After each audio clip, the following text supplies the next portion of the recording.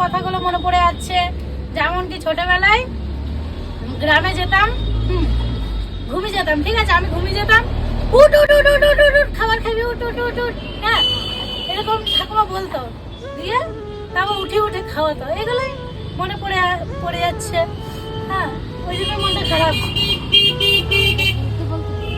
হ্যাঁ, ওই জন্যই আর কি। কত ভালোবাসে, আমি নিজেই কালকে কিনি। হ্যাঁ, না ঠাকুমার সেদিনকে অনেক শরীর খারাপ ছিল তো, আমি করছি দিয়ে মারছি, পুরোনো কথাগুলো মনে পড়েছে। ঠাকুমার এই ঘরটাতেও আমারও কালকে ওরকম মনে হয়। ঠাকুমার আমার এই ঘরটা নিয়েছি, ঠাকুমা মোড়ে বসে থাকতো, হ্যাঁ, দিয়ে গল্প করতো, আমি বসে থাকতাম।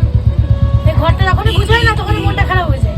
মাঝে মাঝে ভাবি ঘরটা নিবই না, ছেড়ে দেবো, কিন্তু আবার ওই ঘরে সব জিনিস জামা হয়ে যায়, ওই জন্য ওই ঘরটা নিয়েছি। না ঠিক আছে, কি আছে? হ্যাঁ, এই ঘরটা সেদিনকে সারা রাত জেগে পরিষ্কার করেছি তো, কি কাঁদছি আমি রাত্রেবেলা পরিষ্কার করতে করতে। হ্যাঁ, পরিষ্কার করছি আর ভাবছি এই ঘরটা নিয়েছি, মনটা কি খারাপ।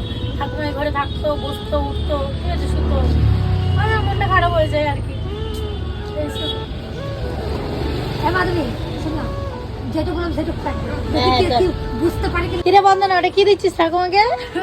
বলা যাবে না, সমঝদার के लिए ইশারাই কাফি হতা है। দেখো এইটা ঠাকুমা কি করে খায়, নিজের হাতে খাবে কিন্তু খাবারটা খেতে পারে না।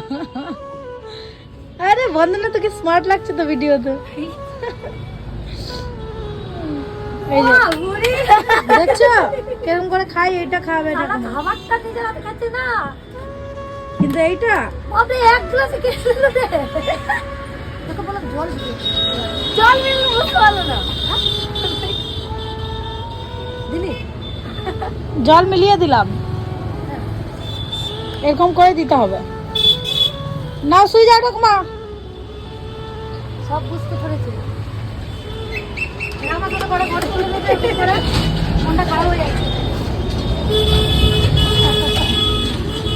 দাঁড়াও, বড় ঘরে তুলে দে।